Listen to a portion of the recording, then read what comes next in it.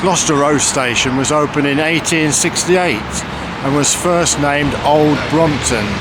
But when a new station was opened close to the V&A Museum, that one was called Brompton Road. So not to get the two names mixed up, this one was renamed Gloucester Road because it's on Gloucester Road.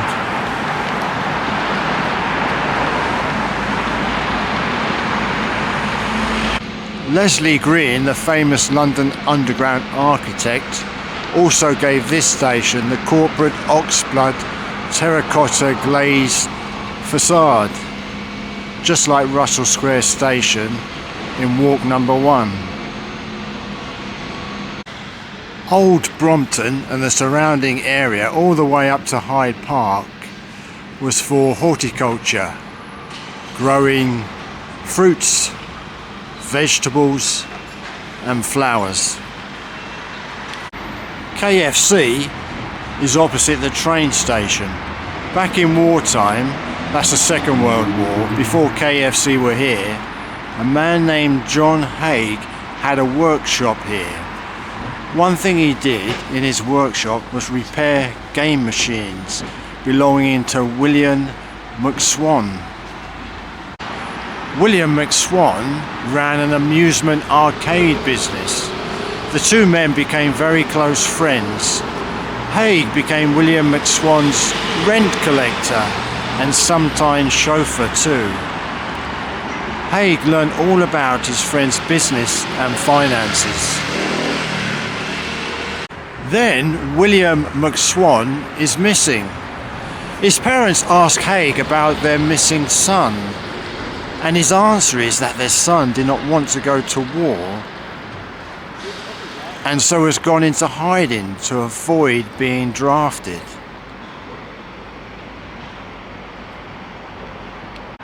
When the war was over, Haig knew that his friend's parents would become suspicious, so Haig told the parents that their son had returned out of hiding and should meet him at his workshop.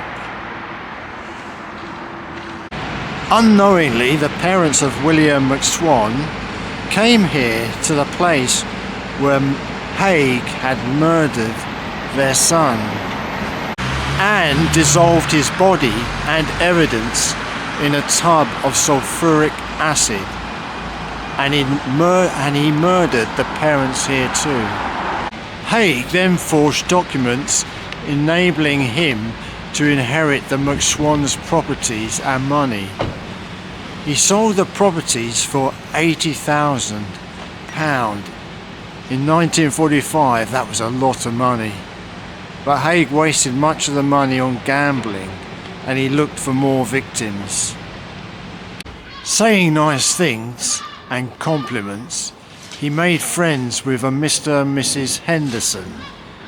He murdered them too, but in a different location, but still in acid. So after looking at the famous KFC, gonna turn right out of Gloucester Road, walk along Gloucester Road, gonna walk towards the Kensington Hotel where Haig moved to and found his last victim. We're going to turn left into Clareville Street, see some nice Mews, left then right, and then at Old Brompton Road turn left, and then left into Queensgate where the Kensington Hotel is. Then we carry on and turn left into Stanhope Gardens, and then we take the second right at Stanhope Gardens. Coming out on Cromwell Road, turn left and right just in front of the station again. Along Gloucester Road, we would turn left at Kynance Mews, all the way through to Christchurch, where we would come up some steps on Victoria Road, turn left Eldon Road. On this public house, the Stanhope Arms, it has the year 1799, but is that the brewery or the pub building itself?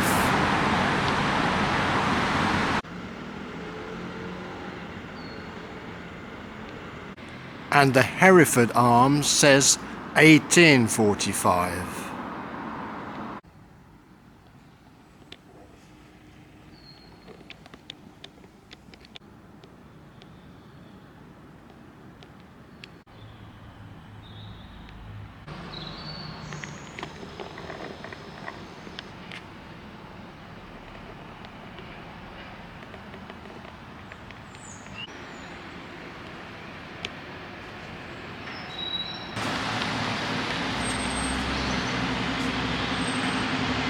Haig moved here. In his time, this was called the Onslow Court Hotel. Now it's the Kensington Hotel in Queensgate. Here he met a widow named Olive, who he befriended, and Olive was his next and last victim. He took her to his new workshop, murdered her, but this time the acid did not dissolve everything.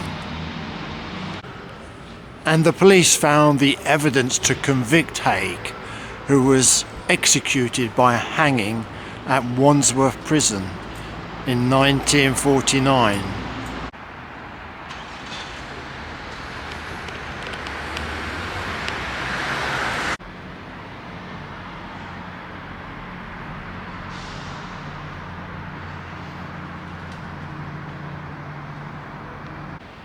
This is a wonky looking fence at Stanhope Gardens.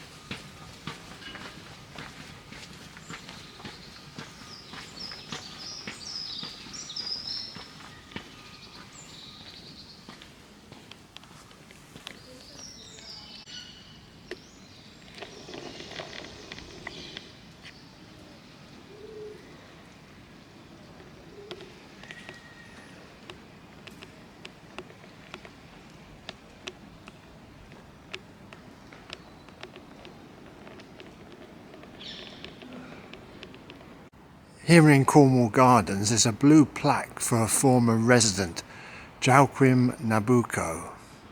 He was the Brazilian ambassador here in the UK, and he was at the forefront of abolishing slavery in Brazil.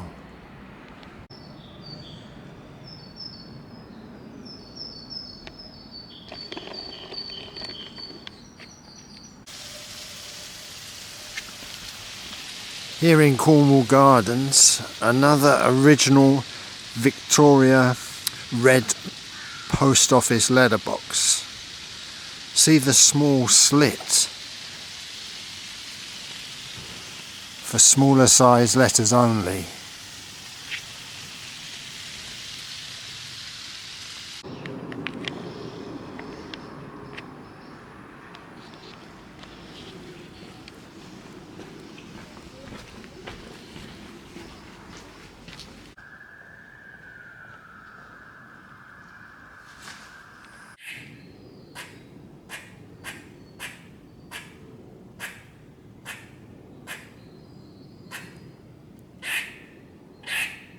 the squirrel is making that noise. It's an alarm noise to warn other squirrels there's a cat around, which was hunting domestic cat. But the squirrel got away, the cat was too fat.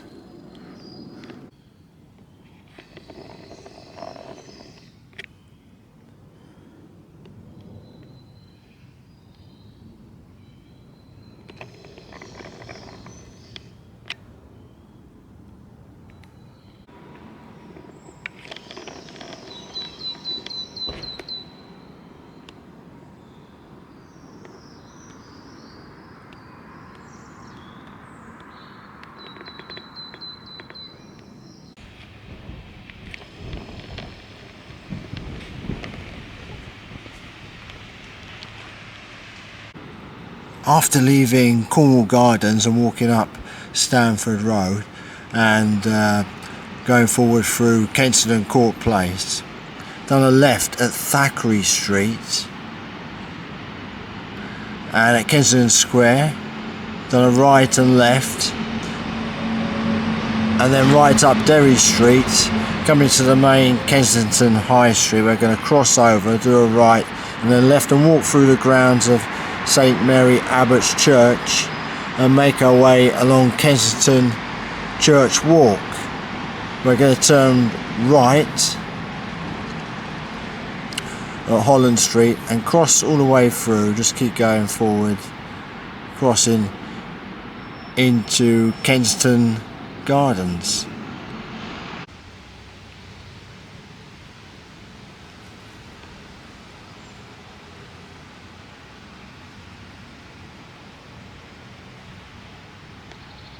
Sadly, where all that scaffold is covered, and number 18 Kensington Square, once lived John Mews.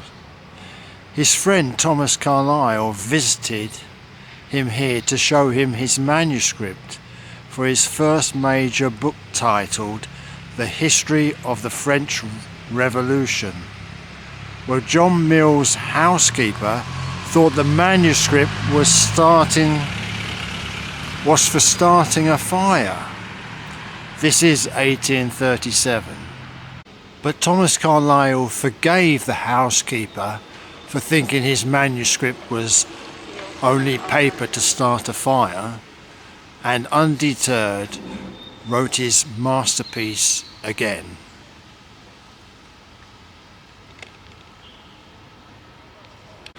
Those houses across there, numbers 11 and 12, are the only original houses from the original 17th century Kensington Square.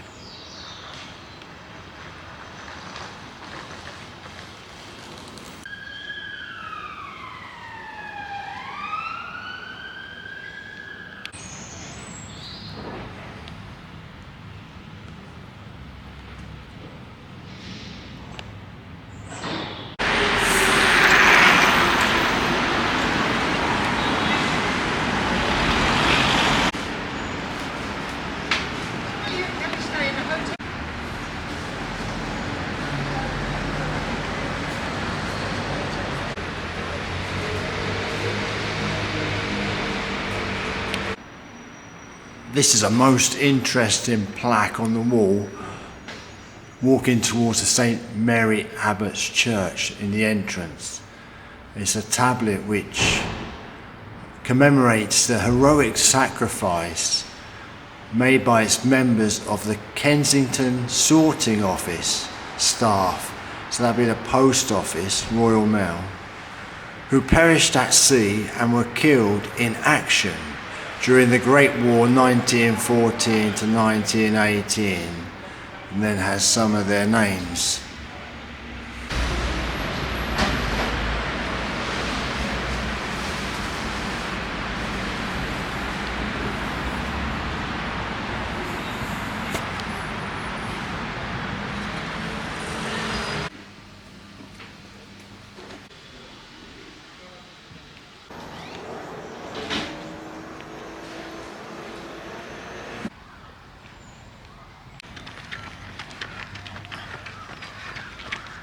That's King William III statue standing in front of Kensington Palace. You got Sir Christopher Wren to build a palace here because he'd prefer to live here rather than Whitehall, where the royalty had their Whitehall Palace. There was already a house here, Nottingham House, but that was dismantled and Kensington Palace was built in its place. And I think William III was right. It's a much more pleasant area than square Whitehall.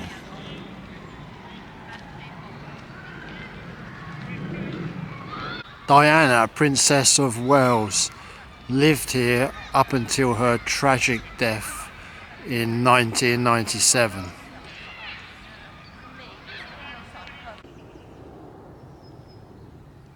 It's brilliant how different parks, buildings, churches, palaces built over the different centuries have all come together for our enjoyment today.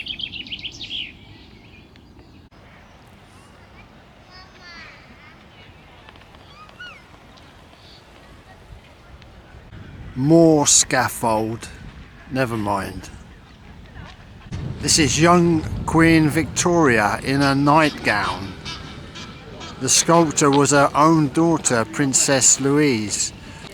Queen Victoria is in a nightgown because she was awoken from her sleep to be given the news that the king is dead. Long live the Queen. I think that's certainly in the Victorian age. Many people, even most people, had an impression that God was the source of all goodness and true greatness.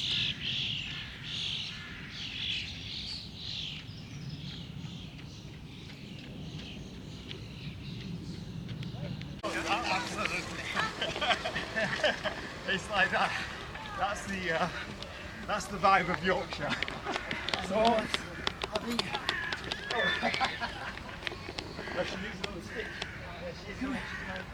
There we go.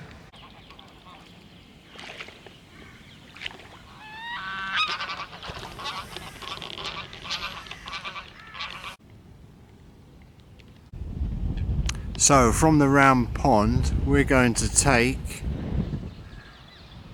this path which will lead to the Speke monument.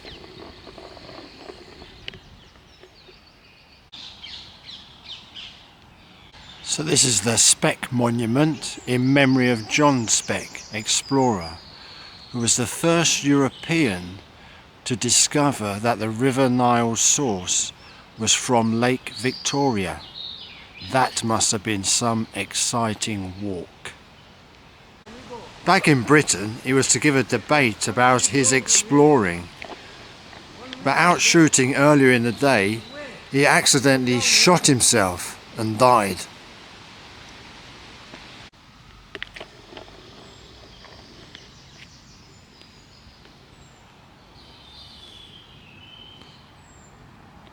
From the Speke monument, we're going to go and walk down there towards the Italian Fountain and Gardens.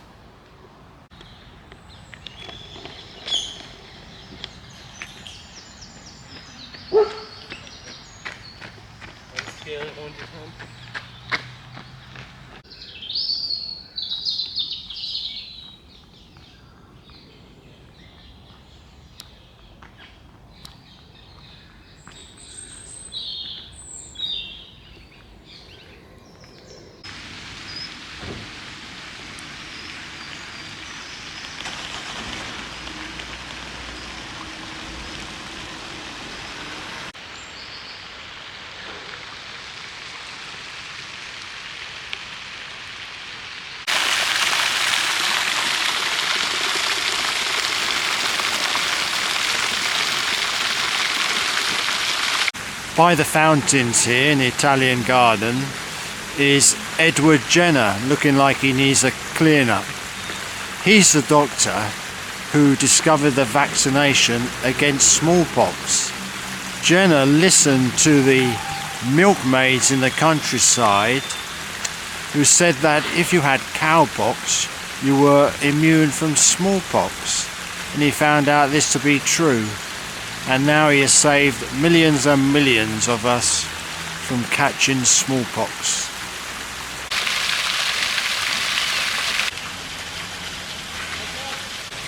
That would be Albert.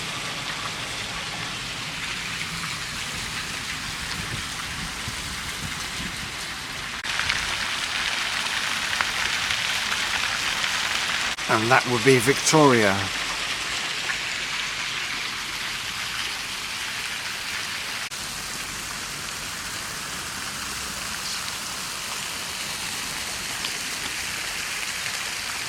Now we're going to leave the Italian gardens and follow this path, which will lead us to a statue which is the most loved statue of children.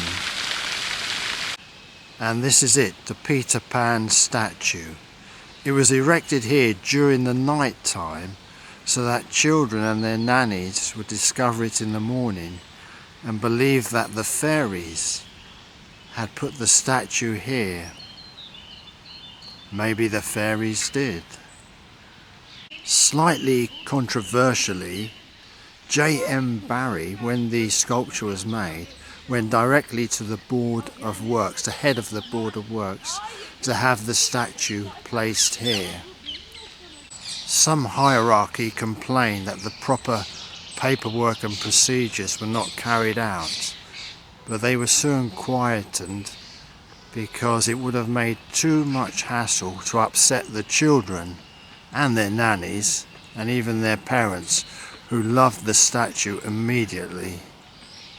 The reason the statue is here in Kensington Gardens is because J.M. Barrie lived close by when he wrote Peter Pan.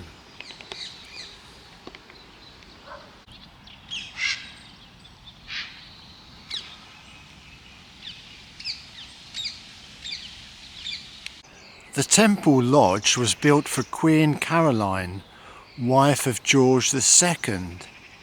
It was Queen Caroline who asked for the Serpentine Lake and the Round Pond to be made.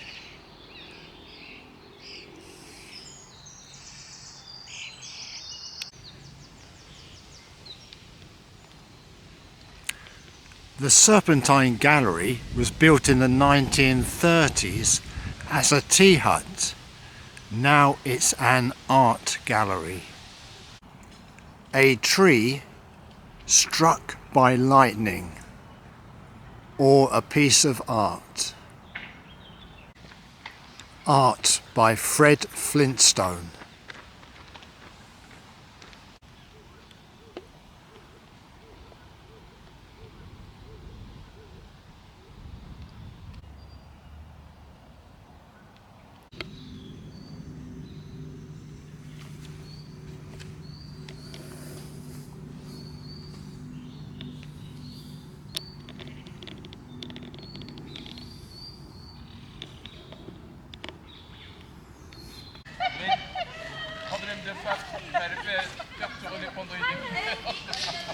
These two lines of trees with the path in the middle go down in a straight line from north to south as the start of the Albertropolis, and the path would cut through a straight line through the Albert Memorial, the Albert Hall,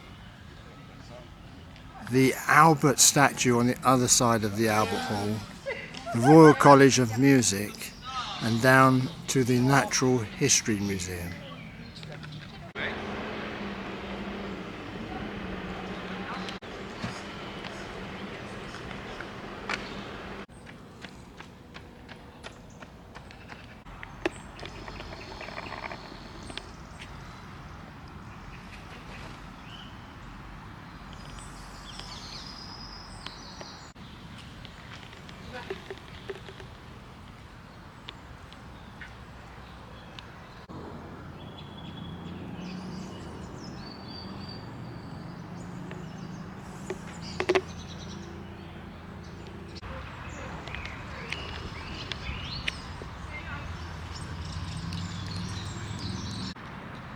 Can you spot the only woman on this part of the frieze?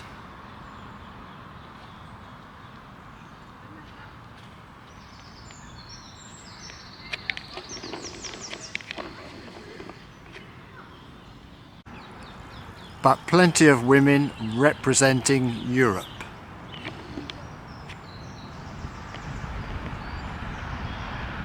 And there is Albert, holding his catalogue to the Great Exhibition 1851 in his right hand.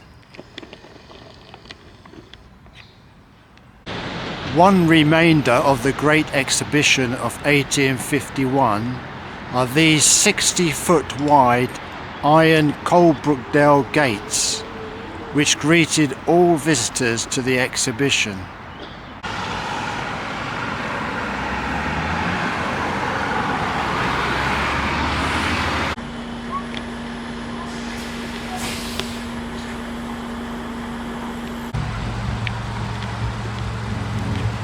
This is Ernest Shackleton outside the Royal Geographical Society.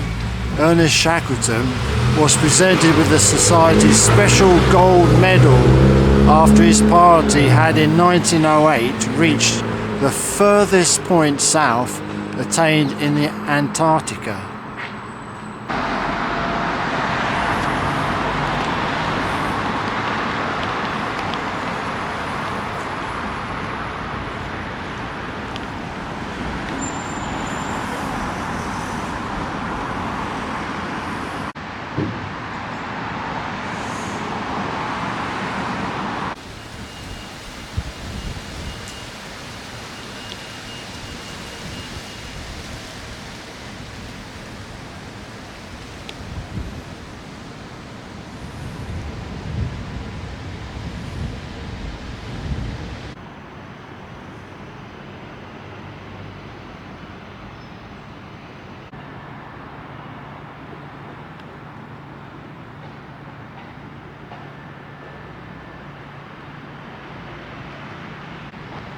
This is the Bulgarian Orthodox Church of St. John, behind the Bulgarian Embassy in Queen's Gate.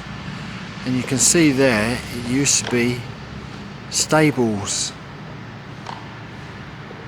You see the doors.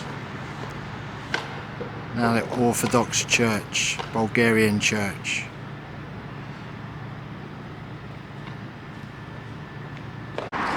This is Albert Court, just south of the Albert Hall. This, along with Albert Hall Mansions, was the first large apartment block built for the upper classes in the 1880s. In them days, the large apartment blocks were always for the poorer people, like the Peabody buildings. Howard Carter, the famous discoverer of Tutankhamun, once lived here, and he died here. Some time ago, there was a terrible fire, I think in the year 2007, could be wrong, maybe 2006. So if you are a fan of Howard Carter, there's absolutely nothing here to show that he lived here, not even a blue plaque. The apartment where he lived, the fire started in the neighbouring apartment and spread into what was once his apartment, although he was not living there at the time. And it completely gutted the apartment, so it's been all refurbished and is all modern. So there's absolutely nothing to show that Howard Carter lived here. And it's a very private block of residential apartments.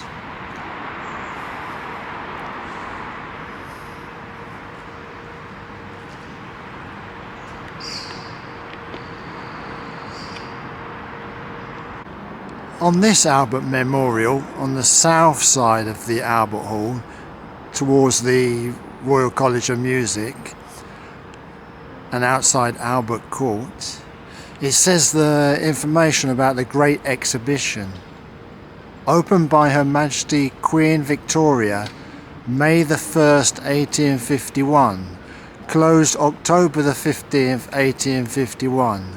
Number of visitors 6,039,195.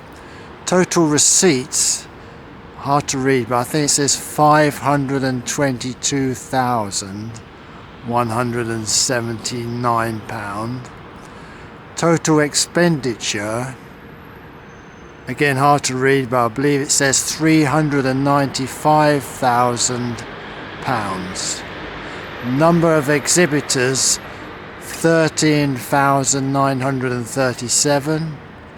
British 7,381. Foreign 6,500. I imagine when it says British, that is including the British Empire, Commonwealth, so they probably included places like Canada, Australia in with the British total. And on this side of the memorial is written exhibition countries, and under British, I was right, has countries like Grenada, India, St. Kitts, Trinidad. And then under foreign, it has countries like Austria, Spain, Sweden, Switzerland, Turkey, United States.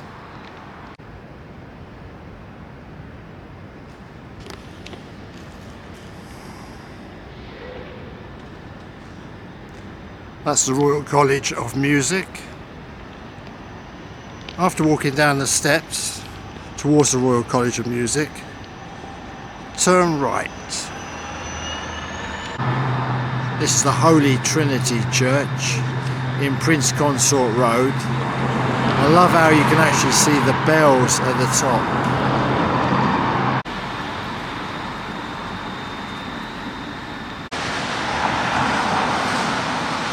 And after passing this set of zebra crossings, turn left through the iron gates into Imperial College to what looks like a car park area, and walk through until you see on your left a large tower called the Queen's Tower, which is now unfortunately covered in scaffold.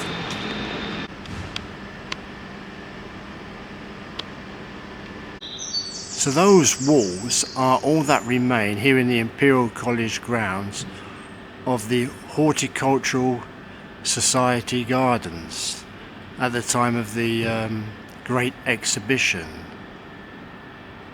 1851.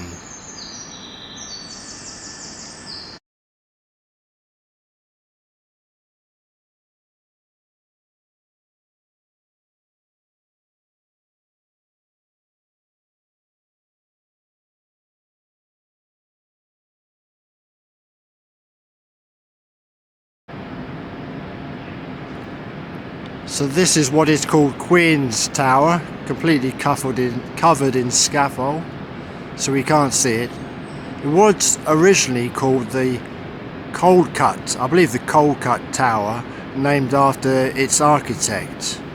But like anything, you should always ask the local populace the choice of name, and they straight away called it the Queen's Tower because it was made for Queen Victoria.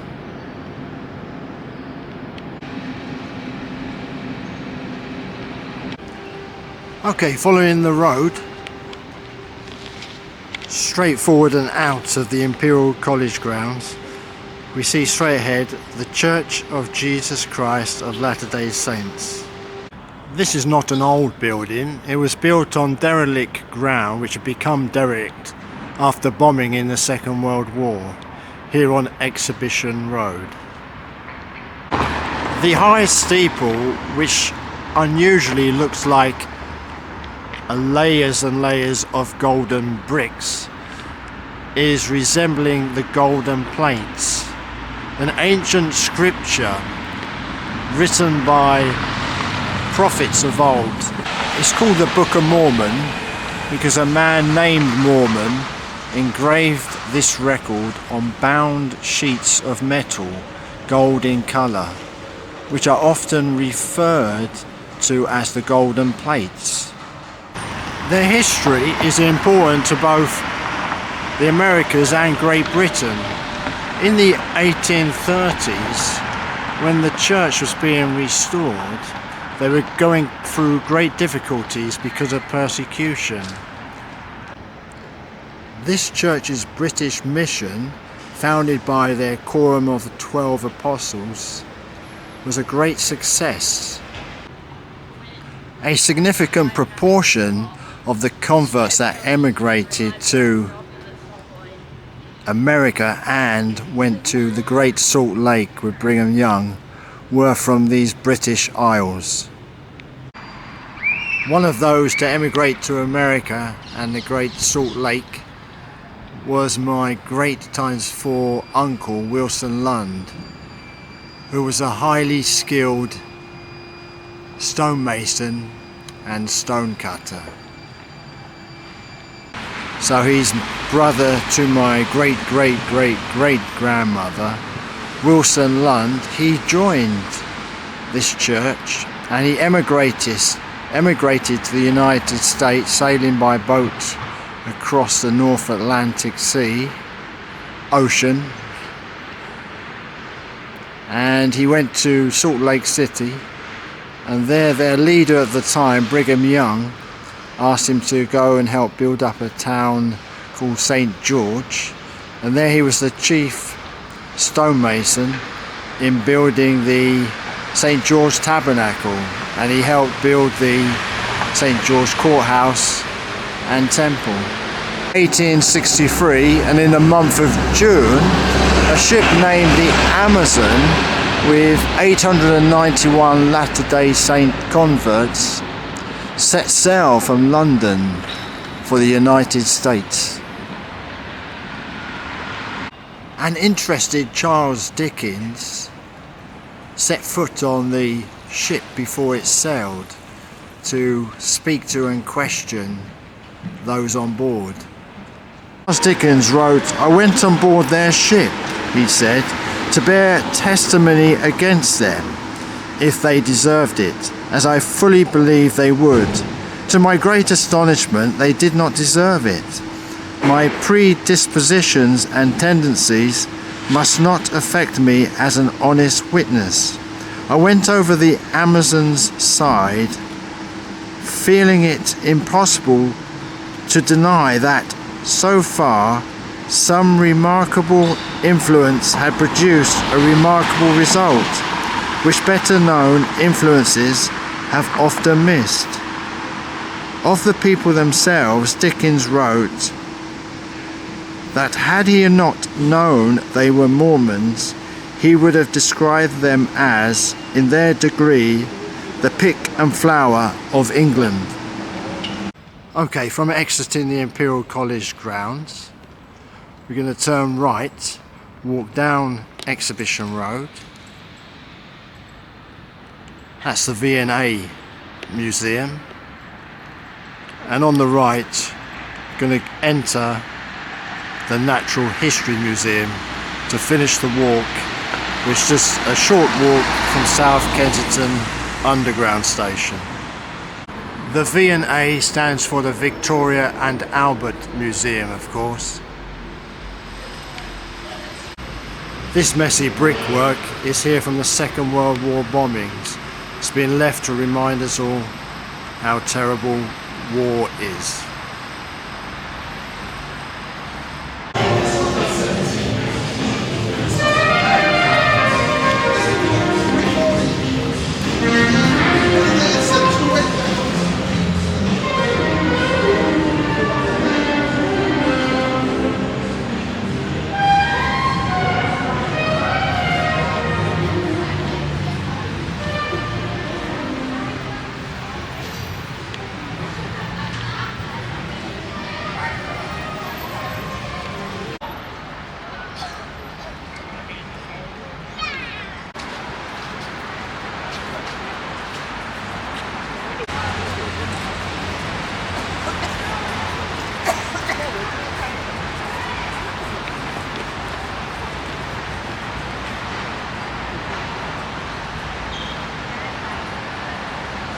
I got most of it.